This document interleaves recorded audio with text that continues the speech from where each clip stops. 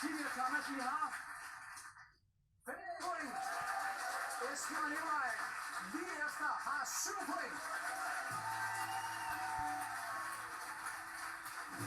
Nu er det blevet tid til den store finale, og i finalen der skal vi se nærmere på 4 julekalendere, som I har fået billeder af. Lad os sige, at vi har fået de samme, så der ingen snyd er. Hvem har vi? Hvem har vi? Julerup Færgeby, så har vi Jul på Slottet. Den er der, så har vi Nissebanden. Den er der, og så har vi Pagten til sidst. 4 gode, dejlige julekalendere.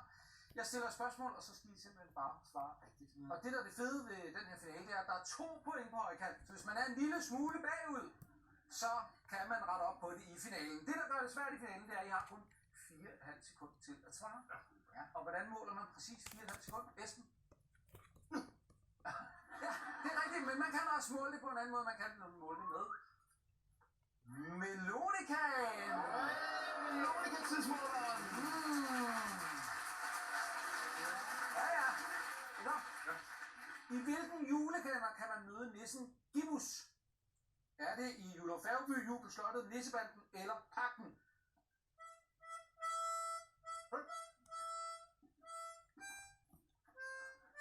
Ja, hvad har I svaret?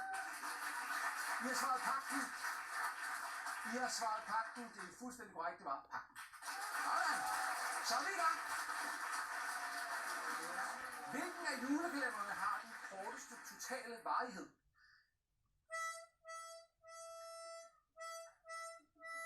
Ja, hvad har I svaret? I har svaret Julerup Færgeby. I har svaret Julerup Færgeby. Det er fuldstændig korrekt. Hey!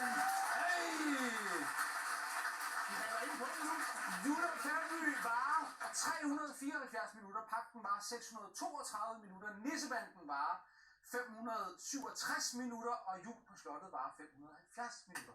Så er der styr på det. Den var lidt langt, hvis jeg skækkede den sidste. Er I klar til den næste? I hvilken af julekalenderne optræder julemanden?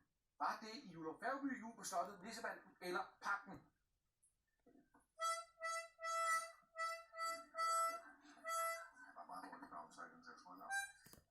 Ja, hvad har I svaret? I har svaret Nissebanden, I har svaret Nissebanden, og det var... Jeg kender ingen, der... Du må ikke gøre her. Hvor ved vi det? I hvilken af julekalenderne er der ofte en figur, der siger også lige så cirka?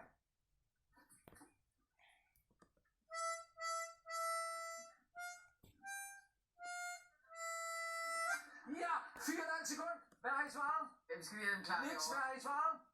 I har svaret Jul på Slottet, I har svaret Julerup Færgeby. Det rigtige svar er Jul på Slottet.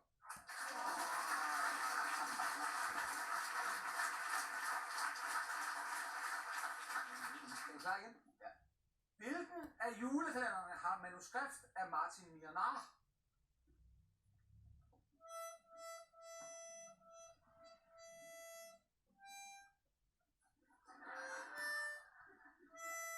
Ja, hvad har I svaret? Jul på Slottet. Ja, I har også svaret Jul på Slottet, og det var Jul på Slottet. Ja.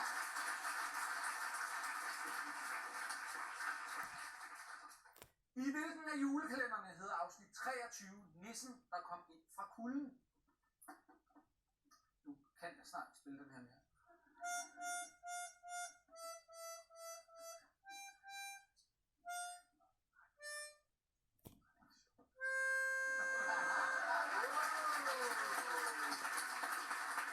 I har svaret Nissebanden, I har også svaret Nissebanden, og det rigtige svar var Nissebanden. I var ikke gode i finalen. Så nåede vi desværre ikke mere. Skal vi se, hvad det endelige resultat er? Kimi og Thomas, jeres point er 27 point. Men Esben og Nikolaj, jeres point er 17 point. Det vil sige, det er Kimi og Thomas, der løber med de store venner. Og som sagt, den er i julestemning. Der er juleøl, der er juletræer, der er en kalender, der er alt muligt lækkert, og der er I får også en julekop med. Tillykke med det.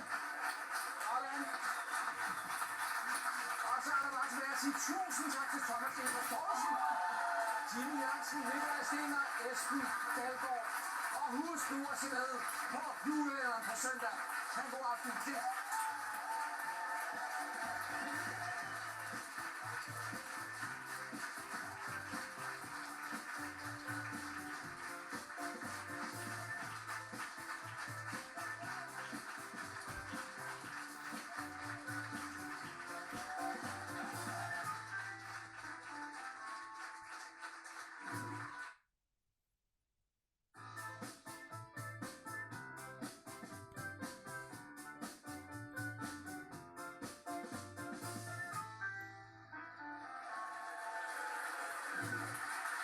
Der skal vi hylde hele Danmarks nationalskald, nemlig Kim Larsen. For i år der er det 50 år siden den mand, han begyndte at spille musik, og han har betydet rigtig meget for mange af os gennem årene. Men hvem var det nu, vi var?